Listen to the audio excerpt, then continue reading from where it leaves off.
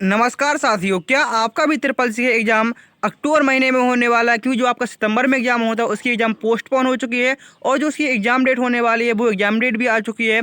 आपका एग्जाम 12 अक्टूबर से लेकर 16 अक्टूबर के बीच होने वाला है और जो आपका एडमिट कार्ड आएगा आपका 6 अक्टूबर तक एडमिट कार्ड आ जाएगा। यदि आप इसी एग्जाम की तैयारी कर रहे हैं तो ये वीडियो आपके लिए काफ़ी इंपॉर्टेंट होने वाला है, क्योंकि यहाँ पर हम डेली प्रैक्टिस सेट करने वाले हैं जिसमें आपके डेली 50 क्वेश्चन आएंगे। इसी प्रकार से आप जब तक आपका एग्जाम नहीं हो जाएगा तब तक आपके डेली पे यहाँ से 50 क्वेश्चन आएंगे। जिस प्रकार से ट्रिपल सी के पेपर आता है ठीक उसी प्रकार से आपके लिए यहाँ प्रैक्टिस सेट कराए जाने हैं। तो इसलिए आप चैनल को सब्सक्राइब जरूर कर लेना। यदि आप इस वीडियो पर नए आए हो तो वीडियो को लाइक करके चैनल को सब्सक्राइब कर लीजिए और अपने ज़्यादा से ज़्यादा दोस्तों में शेयर कर दीजिए जिनका भी ट्रिपल सी का एग्जाम होने वाला है। समय याद रखें, डेली आपके लिए सुबह 8 बजे ये क्लास आया करेगी जिसमें 50 क्वेश्चन हुआ करेंगे। तो वीडियो को अंत तक जरूर देखना है। तो चलिए शुरू करते हैं क्वेश्चन नंबर 1 से। क्वेश्चन नंबर 1 में क्या पूछा गया है, लेकिन इससे पहले हम जान लेते हैं जो हमारा ट्रिपल सी का सिलेबस 2025 का अपडेटेड है आखिर वो क्या होने वाला है। तो आप यहाँ पर देखेंगे जो आपका ट्रिपल सी, सबसे पहले हम ट्रिपल सी का फुल फॉर्म जान लेते हैं। जो ट्रिपल सी होता है आखिर इसका फुल फॉर्म क्या होता है। तो ट्रिपल सी का फुल फॉर्म होता है course on computer concept. Triple C का जो फुल फॉर्म होता है वो होता है कोर्स ऑन कंप्यूटर कॉन्सेप्ट। आखिर इसमें हम टोटल कितने चैप्टर क्वेश्चन कवर करेंगे, तो इसमें हम टोटल 10 चैप्टरों के क्वेश्चन को कवर करेंगे। जो आपका पहला चैप्टर है वो है आपका इंट्रोडक्शन टू कंप्यूटर। जो पहला चैप्टर है वो है आपका इंट्रोडक्शन टू कंप्यूटर। इसमें हम कंप्यूटर की हिस्ट्री से संबंधित इनपुट आउटपुट और हार्डवेयर सॉफ्टवेयर इन सभी क्वेश्चन समझेंगे।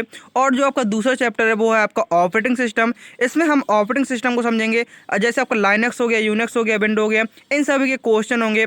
और तीसरा चैप्टर है आपका वर्ड प्रोसेसिंग, जिसमें हम लिब्रे ऑफिस राइटर को कवर करेंगे। जिसमें लिब्रे ऑफिस राइटर आपका हो गया, इसको पूरा कवर करेंगे। स्टेटस बार, टास्क बार, जो भी इसमें फंक्शन होते हैं सारे इसके क्वेश्चन कवर करेंगे।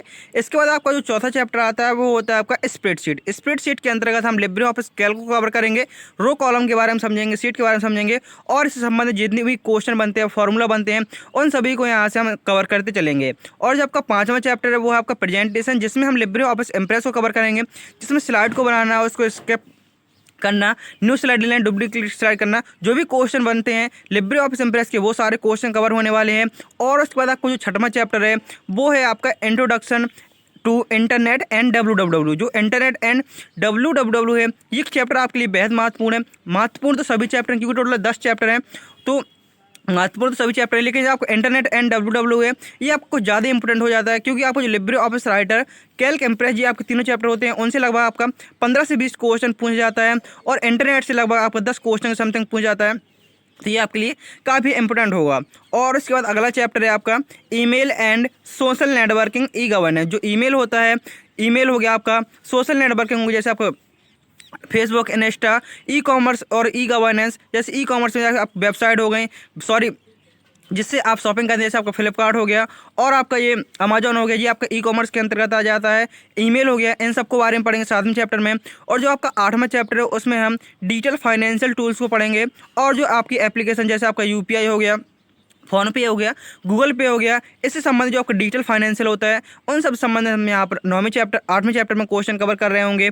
और उसके बाद जो आपका 9वां और 10वां चैप्टर है इसमें क्या कवर करेंगे, तो जो आपका 9वां चैप्टर है इसमें हम फ्यूचर स्किल, जो आपका एआई है, साइबर सिक्योरिटी है, क्लाउड कंप्यूटिंग, इसमें हम आईओटी और एआई इन सभी को कवर करेंगे। जैसे आपको एआई एंड आईओटी, क्योंकि जो इन स्टूडेंट का पेपर हुआ था जिनका पेपर अभी सितंबर महीने में हुआ है, तो उनके द्वारा बताया गया था कि सर हमारे जो एआई है और आईओटी से क्वेश्चन पूछे गए थे लगभग 8 से 10 क्वेश्चन, तो हम इसमें वो भी क्वेश्चन कवर करेंगे। और इस प्रकार से यहाँ पर आपके जो 9 चैप्टर होते हैं और जो आपका 10वां चैप्टर होगा उसमें हम जो ट्रिपल सी की सारी इंपॉर्टेंट फुल फॉर्म है, जितनी भी आपकी फुल फॉर्म है वो सभी कवर कराएंगे। और उसके बाद जो भी शॉर्टकट की बनेंगी उन सभी को कवर कराएंगे। तो यहाँ पर आपके डेली 10 चैप्टर के क्वेश्चन, डेली जो आपके 10 चैप्टर हैं, इन 10 चैप्टर से मिलाकर आपके डेली 50 क्वेश्चन होने वाले हैं। आपके लिए डेली 50 क्वेश्चन आएंगे। यहाँ पर 50 क्वेश्चन में आपको जरूर बताना है कि डेली आपने कितना स्कोर किया है। मिक्स प्रैक्टिस सेट है और यदि आप चैप्टर वाइज प्रैक्टिस सेट देखना चाहते हैं तो मैंने उसकी लिंक वीडियो डिस्क्रिप्शन बॉक्स में दे रखी है। आप वीडियो के डिस्क्रिप्शन बॉक्स में जाएंगे और वहाँ पर सर्च करेंगे, जैसे आप चैनल पे जाएंगे, चैनल को सब्सक्राइब कर लेंगे और उसके बाद वीडियो सेक्शन में जाएंगे, आपको लिए मैराथन भी मिल जाएंगे। क्योंकि मैंने एक मैराथन 1100 क्वेश्चन कराई है, 600 क्वेश्चन कराई है, 500 क्वेश्चन कराई है, तो उसमें आपको चैप्टर वाइज क्वेश्चन मिल जाएंगे। और उसके साथ साथ यदि आप फिर से और एडवांस चैप्टर वाइज क्वेश्चन देखना चाहते हैं तो आप नीचे जाएंगे तो वहाँ पे CCC 10 क्लास लिखा होगा, उसमें आपकी 6 क्लास पड़ी हुई हैं, तो आप वो 6 क्लास देख सकते हैं। और साथ ही साथ आपके लिए डेली प्रैक्टिस सेट के लिए और यदि इससे ज़्यादा क्वेश्चन देखना चाहते हैं तो आप प्लेलिस्ट में वीडियो सेक्शन में जाएंगे तो वहाँ पर आपको बहुत सारे वीडियो मिल जाएंगे जिसमें आपके 100 क्वेश्चन है। जिस प्रकार से CCC के पेपर है ठीक उसी प्रकार से क्वेश्चन उसमें कराए गए हैं। तो चलिए शुरू करते हैं क्वेश्चन नंबर 1 से, क्योंकि काफ़ी वार्तालाप हो गया। अब क्वेश्चन के लिए पहले दिन था इसलिए मैंने आपको बता दिया, अब आपके लिए डेली क्वेश्चन आया करेंगे और सीधे उसके आंसर और उसके बारे में जो भी थ्योरी है वो हुआ करेगी। तो पहला क्वेश्चन हमें लिया है, बिल्कुल बेसिक से लेकर एडवांस तक सारे क्वेश्चन हम इसमें कवर करने वाले हैं। पहला क्वेश्चन पूछा गया है कंप्यूटर के जनक। सभी स्टूडेंट जल्दी जल्दी कमेंट करते चलेंगे। जो पहला पूछा गया है कंप्यूटर का जनक किसे कहा जाता है, तो आप कहेंगे फादर ऑफ कंप्यूटर के रूप में चार्ल्स बेबेज को जाना जाता है। चार्ल्स बेबेज ने 1837 ईस्वी में एनालिटिकल इंजन की खोज की। चार्ल्स बेबेज द्वारा 1837 ईस्वी में एनालिटिकल इंजन की खोज की गई थी। आपके लिए यहाँ पर इंपोर्टेंट पॉइंट भी है, तो आप इन इंपोर्टेंट पॉइंट को भी देख सकते हैं। अगले क्वेश्चन है पूछा गया है प्रथम इलेक्ट्रॉनिक कंप्यूटर कौन सा था। जो पहला इलेक्ट्रॉनिक कंप्यूटर था आखिर वो कौन सा था, तो आपके सामने ये 4 प्रकार के कंप्यूटर दिख रहे हैं, तो इन चारों की फुल फॉर्म भी आपसे पूछ सकता है। जो पहली फुल फॉर्म है आपकी एडवैक। एडवैक की फुल फॉर्म होती है electronic discrete variable automatic computer. जो एनिक फुल फॉर्म होता है, जो एनिक होता है इसकी फुल फॉर्म होती है electronic numerical integrator and computer. And ये आपकी नेक्स्ट फुल फॉर्म यूनिवैक। ये आपका पहला व्यवसाय कंप्यूटर था, तो इसका पूछा जाता है यूनिवैक की फुल फॉर्म, तो इसकी फुल फॉर्म होती है यूनिवर्सल ऑटोमेटिक कंप्यूटर। एंड जो एडसैक होता है इसकी फुल फॉर्म होती है electronic delay storage automatic computer. तो ये आपकी फुल फॉर्म होती है। पूछा गया था प्रथम इलेक्ट्रॉनिक कंप्यूटर कौन सा था, तो ये था आपका ENIAC। ऑप्शन नंबर यहाँ पर आपका 20 सही आंसर होगा। पहला इलेक्ट्रॉनिक कंप्यूटर था वो था आपका ENIAC। ऑप्शन नंबर बी आपका यहाँ पर सही आंसर होगा। और इसको कब विकसित किया गया था, तो सन इसको 1946 ईस्वी में विकसित किया गया था। नेक्स्ट क्वेश्चन है पूछा गया है CPU का मुख्य भाग कौन सा है। जो CPU के मुख्य भाग होते हैं आखिर वो कौन कौन से होते हैं। जो CPU होता है इसकी फुल फॉर्म होती है सेंट्रल प्रोसेसिंग यूनिट। CPU की फुल फॉर्म क्या होती है, आपसे क्योंकि CPU की फुल फॉर्म पूछ सकता है। CPU की फुल फॉर्म होती है सेंट्रल प्रोसेसिंग यूनिट। आखिर इसके मुख्य भाग कौन कौन से होते हैं, जो इसके मुख्य भाग होते हैं वो होते हैं आपके ALU और CU। आपसे इसके फुल फॉर्म पूछ सकता है। जो ALU होता है, ALU का फुल फॉर्म होता है arithmetic logic unit. And CU का फुल फॉर्म होता है कंट्रोल यूनिट। इस प्रकार से यहाँ पर आपका ऑप्शन नंबर ए सही आंसर होगा।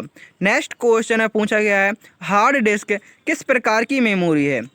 जो हार्ड डिस्क होती है आखिर ये किस प्रकार की मेमोरी होती है, तो जो आपकी हार्ड डिस्क होती है वह आपकी सेकेंडरी मेमोरी होती है। और जो आपकी प्राइमरी मेमोरी होती है वो आपकी रैम और रोम होती हैं। जो प्राइमरी मेमोरी के अंतर्गत रैम रोम आ जाता है, जबकि आपकी हार्ड डिस्क आती है सेकेंडरी स्टोरेज के अंतर्गत। और जो आपकी कैच मेमोरी होती है ये भी आपके प्राइमरी और अस्थायी मेमोरी होती है। अगले क्वेश्चन में पूछा गया है क्वेश्चन नंबर 5 में कंप्यूटर की गति किस में मापी जाती है। जो कंप्यूटर की गति है आखिर उसको किस में मापा जाता है, हर्ट्ज में मापा जाता है, वाट में मापा जाता है, या नैनो सेकंड में, या बिट में। जो कंप्यूटर की गति है आखिर उसको किस में मापा जाता है। यदि आपको यह क्वेश्चन मिलता है तो आपको सीधा लगा देना है जो कंप्यूटर की गति है उसको हम हर्ट्ज में मापते हैं। यदि आपको गीगा हर्ट्ज मिले तो भी आंसर सही होगा, क्योंकि आपको बाद में क्या मिलना चाहिए, बाद में हर्ट्ज मिलना चाहिए। आप इसको मेगा हर्ट्ज या गीगा हर्ट्ज में मापते हैं, तो कंप्यूटर गति को हर्ट्ज में मापते हैं। हर्ट्ज का जो सिंबल होता है वो होता है आपके HZ। हर्ट्ज का सिंबल होता है HZ। तो यहाँ पर आपका ऑप्शन नंबर ए सही आंसर होगा। अगले क्वेश्चन है पूछा गया है रैम किस प्रकार की मेमोरी। जो रैम है आखिर ये किस प्रकार की मेमोरी है और इसका फुल फॉर्म क्या होता है। जो रैम है, रैम का फुल फॉर्म होता है रैंडम एक्सेस मेमोरी। रैम का फुल फॉर्म होता है रैंडम एक्सेस मेमोरी। और यह एक अस्थायी मेमोरी है। अस्थायी मेमोरी का मतलब क्या होता है, तो इसका मतलब होता है लाइट जाने के बाद आपका डेटा स्वतः ही डिलीट हो जाता है। मतलब कहने का जैसे कि आप नॉर्मली समझ लीजिए, जैसे आप MS वर्ड में कोई काम कर रहे हैं और यदि आपने उस काम को सेव नहीं किया है और अचानक लाइट चली गई और आपका सिस्टम बंद हो गया, तो वो आपका डेटा पूरा हट जाएगा। कंप्यूटर में आप कुछ भी काम करते हैं वो सारा काम आपका पहले रैम में जाता है और जब आप सेव कर देते हैं तो वो आपका अलग से मेमोरी में सेव होता है। लेकिन आप कंप्यूटर में कोई भी काम करते हैं तो वो सारा कुछ आपका रैम में पहले स्टोर होता है। नेक्स्ट क्वेश्चन है पूछा गया है BIOS का संक्षिप्त रूप क्या। जो BIOS होता है आखिर इसका फुल फॉर्म क्या होता है। जो BIOS होता है इसका फुल फॉर्म होता है basic input output system. BIOS का फुल फॉर्म क्या होता है? तो जो BIOS होता है इसका फुल फॉर्म होता है बेसिक इनपुट आउटपुट सिस्टम। यहाँ पर आपका option number basic input output system, option number ए सही आंसर होगा। इसका काम क्या होता है? इसका काम होता है जैसे आप कंप्यूटर CPU को पावर देते हैं, इसका काम होता है सभी जितनी भी डिवाइस लगी हैं उनको देखना है कि ये सारी डिवाइस चल रही है नहीं। जैसे आप कंप्यूटर CPU को ऑन करेंगे तो सभी में लाइट आ जाती है, ये बायोस का कार्य होता है और उसके बाद ये क्या करता है बूट करने में मदद करता है।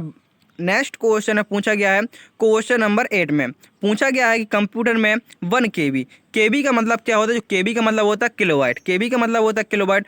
पूछा गया है कि 1 KB बराबर क्या होता है? तो 1 KB बराबर 1024 बाइट होता है। 1 KB बराबर 1024 बाइट होता है। तो यहाँ पर आपका ऑप्शन नंबर बी सही आंसर होगा।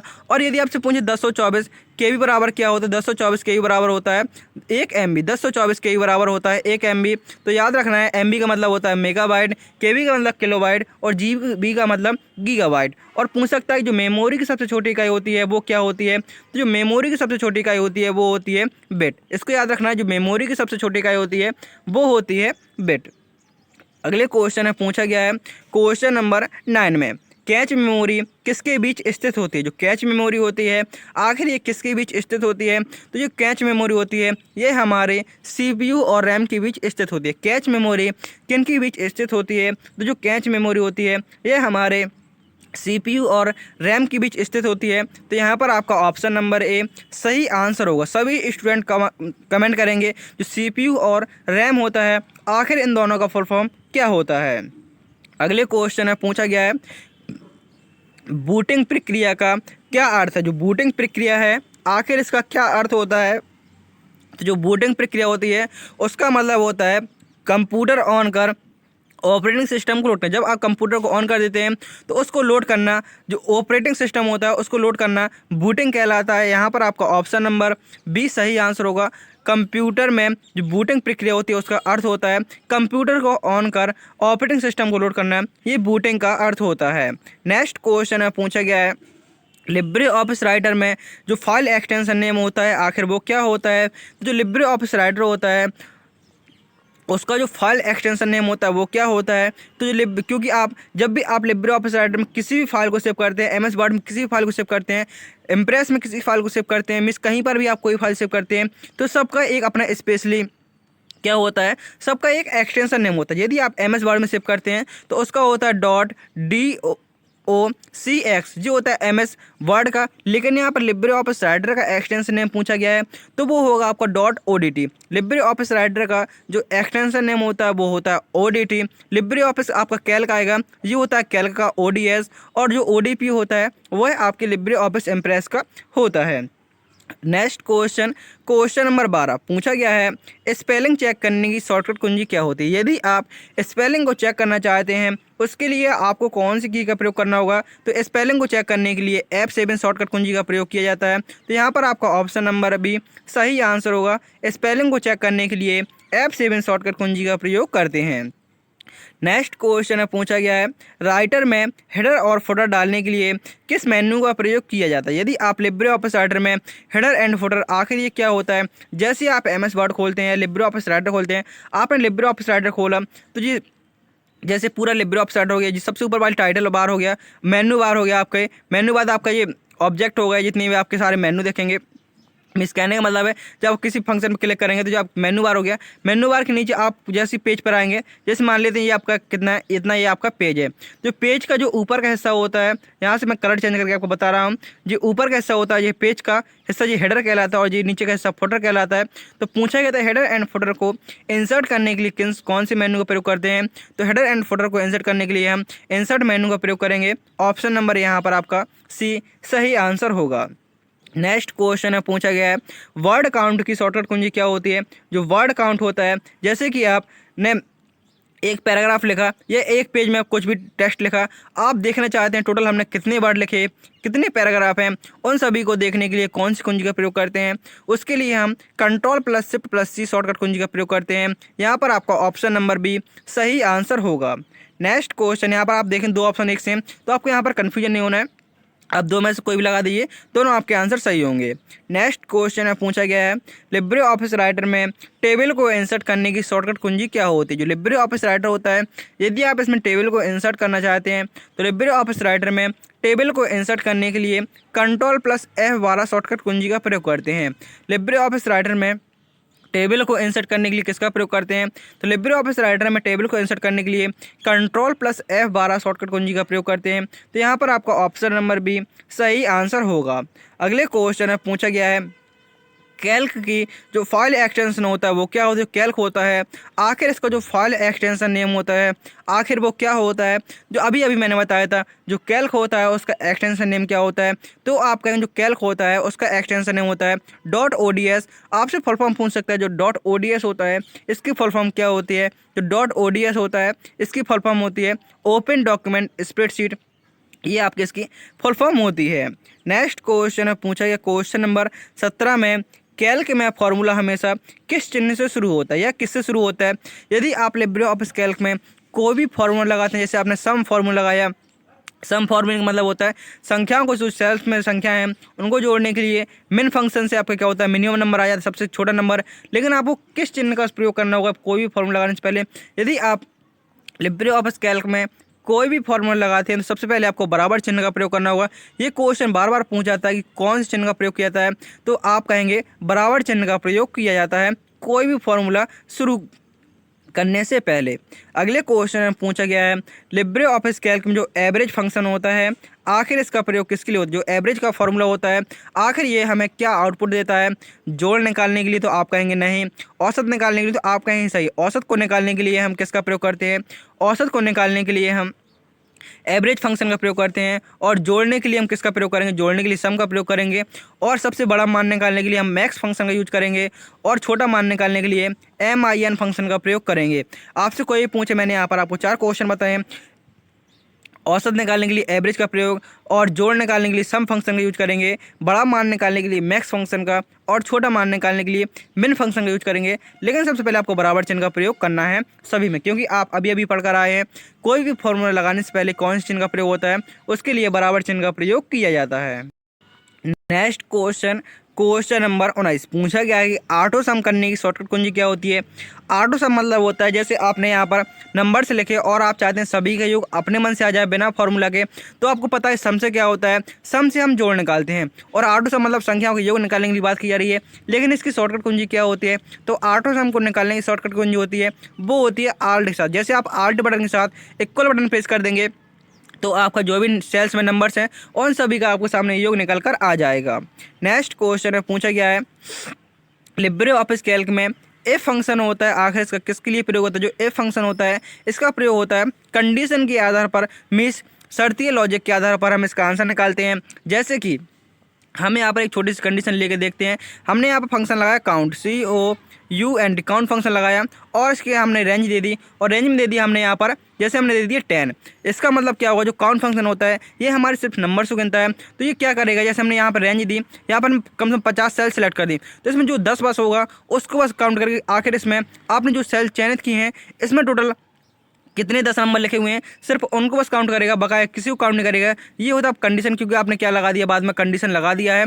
तो ये यहाँ पर आपका ऑप्शन नंबर ए सही आंसर होगा। यहाँ पर काउंट एफ लगाएंगे। नेक्स्ट क्वेश्चन नंबर 21 पूछा गया है कि लिब्रे ऑफिस इम्प्रेस की जो फाइल एक्सटेंशन नेम होता है वो क्या होता है। जैसे आपने लिब्रे ऑफिस राइटर का पढ़ा, राइटर का एक्सटेंशन होता है .odt, और कैल्क का पढ़ा, कैल्क का एक्सटेंशन होता है .ods। इसी प्रकार से इम्प्रेस का होता है .odp, जिसका फुल फॉर्म होता है ओपन डॉक्यूमेंट प्रेजेंटेशन। तो इस प्रकार से यहाँ पर आपका ऑप्शन नंबर बी सही आंसर होगा। जो इम्प्रेस का एक्सटेंशन होता है वो होता है .odp। नेक्स्ट क्वेश्चन है पूछा गया है, नई स्लाइड डालने की शॉर्टकट कुंजी क्या होती है। लिब्रे ऑफिस इम्प्रेस में नई स्लाइड डालने के लिए कौन सी कुंजी का प्रयोग करेंगे। तो लिब्रे ऑफिस इम्प्रेस में नई स्लाइड को डालने के लिए हम प्रयोग करेंगे Ctrl+M का। नई स्लाइड डालने के लिए किसका प्रयोग करते हैं, तो नई स्लाइड डालने के लिए हम Ctrl+M शॉर्टकट कुंजी का प्रयोग करते हैं। अगले क्वेश्चन में पूछा गया है क्वेश्चन नंबर 23, स्लाइड शो को शुरू करने की शॉर्टकट कुंजी क्या होती है? यदि आप स्लाइड शो, जैसे आपने स्लाइड बना ली हैं लिब्रे ऑफिस इम्प्रेस में, यदि आप उनको शो करना चाहते हैं, शो करने के लिए किसका प्रयोग करना होगा? तो लिब्रे ऑफिस इम्प्रेस में स्लाइड को शो करने के लिए हम F5 शॉर्टकट कुंजी का प्रयोग करते हैं। किसका प्रयोग करते हैं? F5 शॉर्टकट कुंजी का प्रयोग करते हैं स्लाइड शो को शुरू करने के लिए। नेक्स्ट क्वेश्चन है, पूछा गया है लिब्रे ऑफिस इम्प्रेस में स्लाइड शॉर्टर व्यू किसके लिए प्रयोग होता है? जो स्लाइड शॉर्टर व्यू होता है आखिर इसका प्रयोग किसके लिए किया जाता है? तो लिब्रे ऑफिस इम्प्रेस में स्लाइड शॉर्टर व्यू होता है, इसका प्रयोग होता है स्लाइड का अरेंजमेंट करने के लिए। जो स्लाइड का अरेंजमेंट करने के लिए किसका प्रयोग करते हैं? स्लाइड शॉर्टर व्यू का प्रयोग करते हैं। नेक्स्ट क्वेश्चन, क्वेश्चन नंबर 25 पूछा गया है मास्टर स्लाइड का प्रयोग किसके लिए होता है? जो मास्टर स्लाइड होती है आखिर हम इसका प्रयोग किसके लिए करते हैं? बैकग्राउंड और लेआउट को सेट करने के लिए, एनिमेशन को जोड़ने के लिए, प्रिंट प्रीव्यू देखने के लिए, या फॉर्मेट को हटाने के लिए। जो मास्टर स्लाइड होता है इसका प्रयोग होता है बैकग्राउंड और लेआउट को सेट करने के लिए। इससे क्या होता है?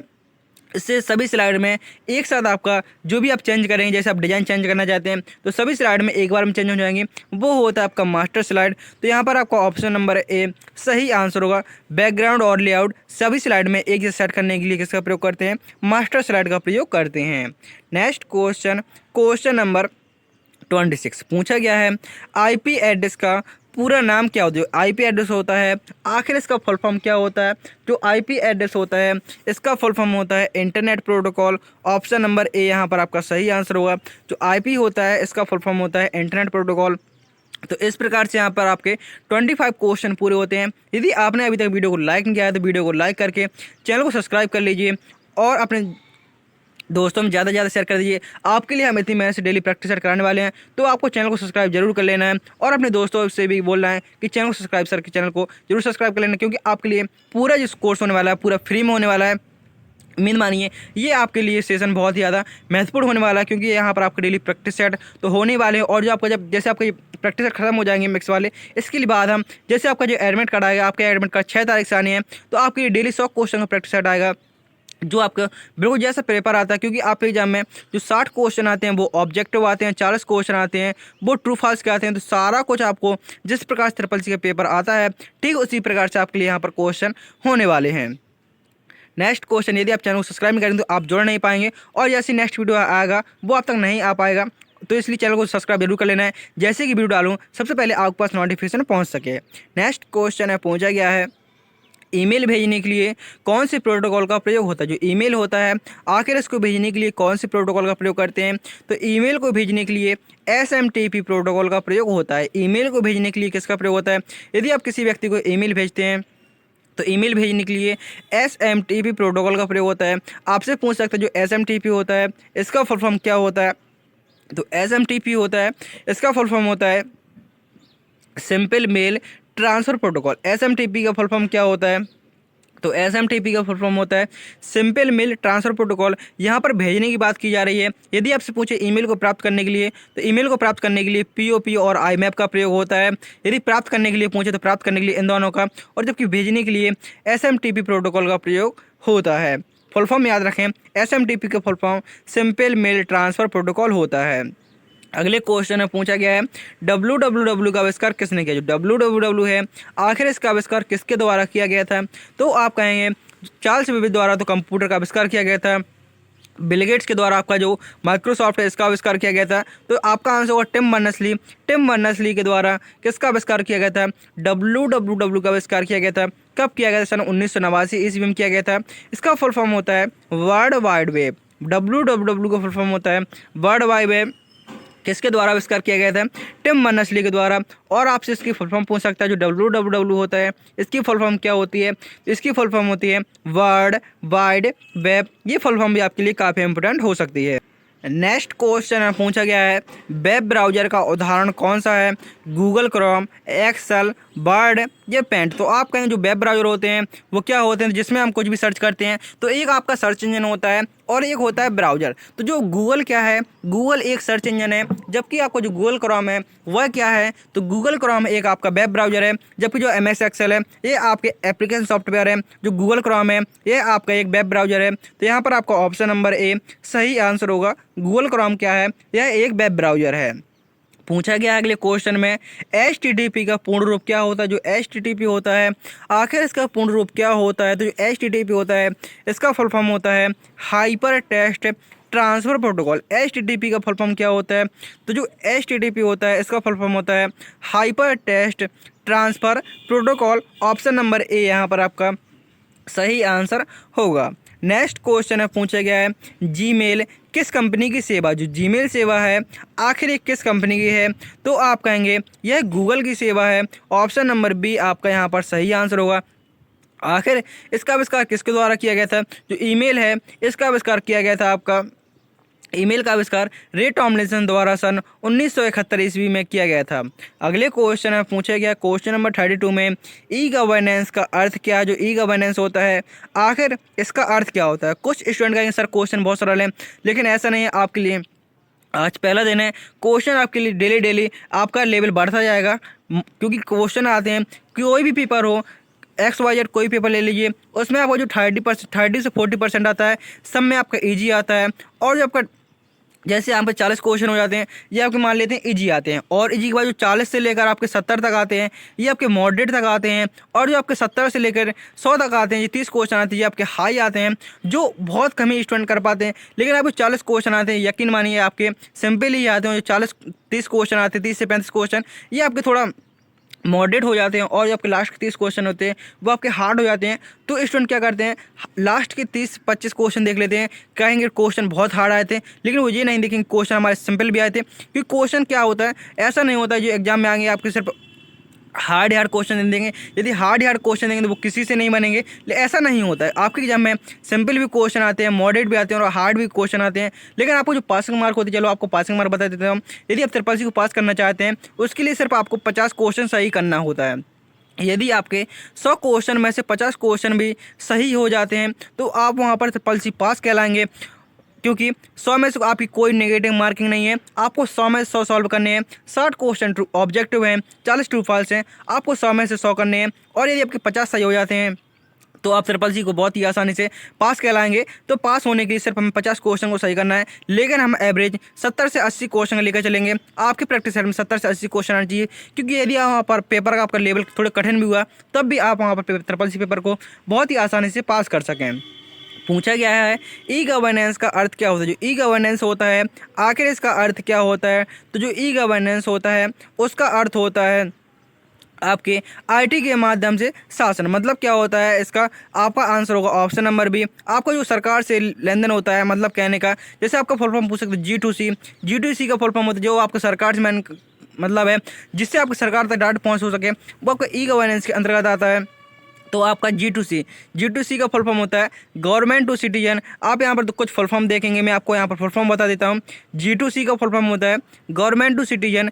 G2B का full form government to business. G2E का full form government to employ. And G2G का मतलब गवर्नमेंट टू गवर्नमेंट। मतलब क्या है, सरकार से संबंधित है सारा कुछ। जो भी आपका सरकार संबंधित होता है, गवर्नमेंट से संबंधित होता है, वो आपका ई गवर्नेंस के अंतर्गत आ जाता है। नेक्स्ट क्वेश्चन है पूछा गया क्वेश्चन नंबर 33 में, ट्विटर पर एक पोस्ट को क्या कहते हैं। जो ट्विटर है आप बताएंगे ट्विटर का जो वर्तमान में नाम है वो क्या है। तो जो ट्विटर का वर्तमान में नाम है वो है एक्स। ट्विटर का वर्तमान नाम क्या है। तो ट्विटर का वर्तमान नाम है एक्स। आखिर इस पर आप एक पोस्ट करते हैं तो वो क्या कहलाता है। तो वो आपका ट्वीट करना कहलाता है। और इंस्टाग्राम में आप कोई फोटो डालते हैं तो उसको पोस्ट बोलते हैं। यदि कोई आप वीडियो रील डालते हैं तो वो रील कहा जाता है, लेकिन यदि कोई फोटो डालते हैं तो वो आपका पोस्ट करना कहलाता है। नेक्स्ट क्वेश्चन है पूछा गया है, आधार कार्ड किसके द्वारा जारी किया जाता है। जो आधार कार्ड है आखिर इसको किसके द्वारा जारी किया जाता है। तो आधार कार्ड को आपका UIDAI द्वारा जारी किया जाता है। आधार कार्ड को UIDAI, आप आधार कार्ड से संबंधित कोई भी काम करना चाहते हैं तो आपको किसका प्रयोग करना होगा। आपको UIDAI का प्रयोग करना होगा। आप गूगल क्रोम पर जाएंगे और वहाँ पर डालेंगे UIDAI। आपको यहाँ से आधार कार्ड संबंधित जितनी भी समस्याएं होंगी सारी समस्या को सॉल्यूशन मिल जाएगा। तो आपको आधार कार्ड समस्या कोई भी आ रही है आप यहाँ पर अपना कुछ भी चेक कर सकते हैं, स्टेटस चेक कर सकते हैं, और आप जो आपका आधार नंबर में सब कहने का मतलब आधार कार्ड को डाउनलोड कर सकते हैं। सारा कुछ आपको इसी के अंतर्गत मिल जाएगा। इसकी फुल फॉर्म पूछ सकते हैं। जो UDI होता है इसकी फुल फॉर्म होती है unique identification authority of India. Unique identification authority of India, ये आपके UIDAI की फुल फॉर्म होती है। पूछा गया है ई गवर्नेंस का उद्देश्य क्या होता है। जो ई गवर्नेंस होता है आखिर इसका मुख्य उद्देश्य क्या होता है? जो ई गवर्नेंस होता है इसका मुख्य उद्देश्य होता है पारदर्शिता और सुविधा को बढ़ावा देना। पारदर्शिता और सुविधा देना ये किसका कार्य होता है? ये आपका ई गवर्नेंस का कार्य होता है। तो यहाँ पर आपका ऑप्शन नंबर बी सही आंसर होगा। गुड्स जो e governance goods governance with IT पूछा गया है नेक्स्ट क्वेश्चन में। यूपीआई यूपीआई का फुल फॉर्म क्या होता है? यूपीआई होता है, आखिर इसका फुल फॉर्म क्या होता है? तो यूपीआई का फुल फॉर्म होता है यूनिफाइड पेमेंट इंटरफेस। आप किसी को भी पेमेंट करते हैं, आपके अंदर गूगल पे कर दिया, फ़ोन पे कर दिया, लेकिन गूगल पे फ़ोन पे नहीं होता, वो होता है आपका यूपीआई पे। मतलब कहने का आप यूपीआई आई डालेंगे या आप स्कैन करेंगे तो आप वो यूपीआई, इसका मतलब होता है यूनिफाइड पेमेंट इंटरफेस। तो यहाँ पर आपका ऑप्शन नंबर ए सही आंसर होगा। यूपीआई का फुल फॉर्म होता है unified payment interface. Next question में पूछा गया है रुपे कार्ड किससे संबंधित? जो रुपे कार्ड है आखिर ये किससे संबंधित है? तो जो रुपे कार्ड है वह आपका एनपीसीआई, एनपीसीआई का फुल फॉर्म होता है national payment corporation of India. NPCI का फुल फॉर्म होता है national payment corporation of India. तो यहाँ पर आपका ऑप्शन नंबर ए सही आंसर होगा। आपके लिए यहाँ पर कहने के लिए तो 50 क्वेश्चन है, लेकिन ये मानिए लगभग आपके यहाँ पर 100 क्वेश्चन होने वाले हैं, क्योंकि हर क्वेश्चन में आपको 1 से 2 क्वेश्चन जरूर मिल जाते हैं। नेक्स्ट क्वेश्चन में पूछा गया है एईपीएस का पूरा नाम क्या है? जो एईपीएस होता है आखिर इसका फुल फॉर्म क्या होता है? जो एईपीएस होता है उसका फुल फॉर्म होता है आपका Aadhaar enabled payment system. AEPS का फुल फॉर्म होता है Aadhaar enabled payment system. Option number A यहाँ पर आपका सही आंसर होगा। ये होता है आपका एईपीएस का फुल फॉर्म आधार enabled payment system.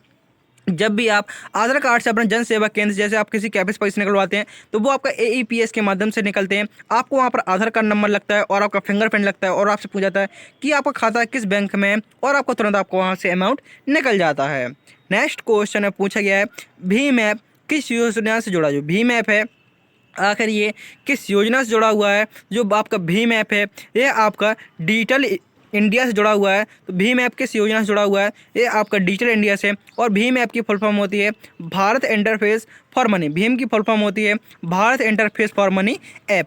Next question NEFT. NEFT किस प्रकार की सेवा है? जो नेफ्ट है आखिर ये किस प्रकार की सेवा होती है?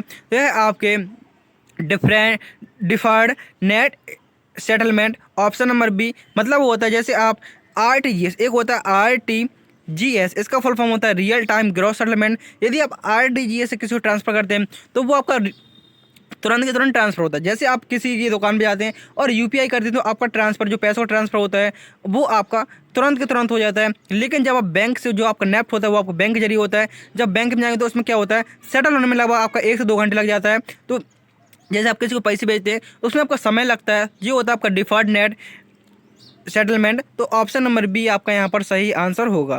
नेक्स्ट क्वेश्चन में पूछा गया है फिशिंग का संबंध किससे? जो फिशिंग है आखिर इसका संबंध किससे है? जो फिशिंग होता है इसका संबंध होता है नकली ईमेल द्वारा धोखाधड़ी से। नकली ईमेल द्वारा धोखाधड़ी से जी आपका फिशिंग का संबंध होता है। ऑप्शन नंबर बी आपका यहाँ पर सही आंसर होगा। स्पैम ईमेल क्या होते हैं? स्पैम ईमेल होते हैं आखिर ये क्या होते हैं? जो स्पैम ईमेल होते हैं स्पैम ईमेल, तो स्पैम ईमेल ये आपके अवांछित और बल्क ईमेल होते हैं। मतलब क्या होता है, इसका मतलब होता है आपको उस ईमेल की ज़रूरत भी नहीं है, फिर भी आपके पास वो ईमेल आ रहे हैं, तो वो आपके बल्क या अवांछित ईमेल होते हैं, जिसको स्पैम ईमेल के नाम से ही जाना जाता है। नेक्स्ट क्वेश्चन पूछा गया है फायरवॉल का प्रयोग ये होता है। जो फायरवॉल होता है आखिर इसका प्रयोग किसके लिए होता है? जो फायरवॉल होता है उसका प्रयोग होता है, फायरवॉल का प्रयोग होता है, आपको यहाँ पर आंसर दिख ही रहा होगा। जो फायरवॉल होता है नेटवर्क सुरक्षा के लिए फायरवॉल का प्रयोग करते हैं। तो यहाँ पर आपका आंसर होगा नेटवर्क सुरक्षा के लिए फायरवॉल का प्रयोग किया जाता है। अगले क्वेश्चन में पूछा गया है स्ट्रॉन्ग पासवर्ड क्या होना चाहिए? स्ट्रॉन्ग पासवर्ड के अंतर्गत क्या आ जाता है?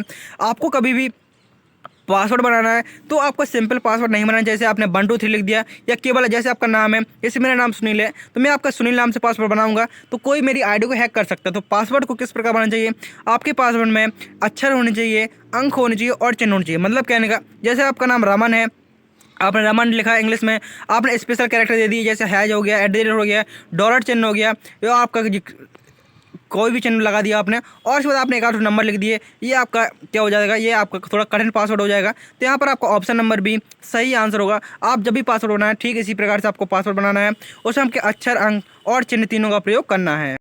नेक्स्ट क्वेश्चन है पूछा गया क्वेश्चन नंबर 45 में एंटीवायरस का कार्य क्या। जो एंटीवायरस होता है इसका कार्य होता है वायरस को हटाना। ऑप्शन नंबर ए यहाँ पर आपका सही आंसर होगा। नेक्स्ट क्वेश्चन है पूछा गया जो रैनसमवेयर होता है आखिर ये क्या है। जो रैनसमवेयर होता है उसका कार्य होता है डेटा को लॉक करके फिरौती मांगना। आपसे कहीं पर भी पैसे मांगने की बात की जाए तो वो आपका रैनसमवेयर होता है। यहाँ पर आपका ऑप्शन नंबर बी सही आंसर। नेक्स्ट क्वेश्चन है पूछा गया है डिजिटल सिग्नेचर का प्रयोग कहाँ होता है। जो डिजिटल सिग्नेचर होता है आखिर इसका प्रयोग कहाँ होता है। जो डिजिटल सिग्नेचर होता है इसका प्रयोग होता है आपका एथेंटिकेशन एंड सिक्योरिटी में आपका डिजिटल सिग्नेचर का प्रयोग होता है। ऑप्शन नंबर बी आपका यहाँ पर सही आंसर होगा। पूछा गया है बीपीएन का पूरा नाम क्या है। जो बीपीएन होता है आखिर इसका फुल फॉर्म क्या होता है। तो बीपीएन का फुल फॉर्म होता है वर्चुअल प्राइवेट नेटवर्क। बीपीएन का फुल फॉर्म होता है वर्चुअल प्राइवेट नेटवर्क। यहाँ पर आपका ऑप्शन नंबर ए सही आंसर होगा। Option number B virtual private network ये आपके बीपीएन का फुल फॉर्म होता है। नेक्स्ट क्वेश्चन नंबर 49 में पूछा गया है आर्टिफिशियल इंटेलिजेंस का मुख्य उद्देश्य क्या। जो आर्टिफिशियल इंटेलिजेंस होता है आखिर इसका मुख्य उद्देश्य क्या होता है। इसका मुख्य उद्देश्य होता है मशीनों को बुद्धिमान बनाना। ऑप्शन नंबर ए यहाँ पर आपका सही आंसर होगा। ये आपके आर्टिफिशियल इंटेलिजेंस का मुख्य उद्देश्य होता है। एंड ये आपका लास्ट क्वेश्चन आज की क्लास का पूछा गया है मशीन लर्निंग का अर्थ क्या। जो मशीन लर्निंग है आखिर इसका क्या अर्थ होता है। जो मशीन लर्निंग है इसका अर्थ होता है अनुभव से सीखना और सुधारना। ऑप्शन नंबर बी यहाँ पर आपका सही आंसर होगा। एंड आपका होमवर्क के लिए क्वेश्चन है इसका आंसर आप सभी स्टूडेंट को कमेंट करना है। पूछा गया है लिब्रे ऑफिस इम्प्रेस में नई स्लाइड जोड़ने के लिए कौन सी कुंजी का प्रयोग करते हैं। तो इस आंसर आप सभी स्टूडेंट को कमेंट करना है। उम्मीद करता हूं कि आपको वीडियो पसंद आया होगा। यदि आपने वीडियो को अभी तक लाइक नहीं किया है तो वीडियो को लाइक करके चैनल को सब्सक्राइब जरूर कर लीजिए और अपने दोस्तों में जरूर शेयर कर दीजिए जिनका भी ट्रिपल सी का एग्जाम होने वाला है। मिलते हैं नेक्स्ट वीडियो में। थैंक यू, टेक केयर, जय हिंद, जय भारत, वंदे मातरम।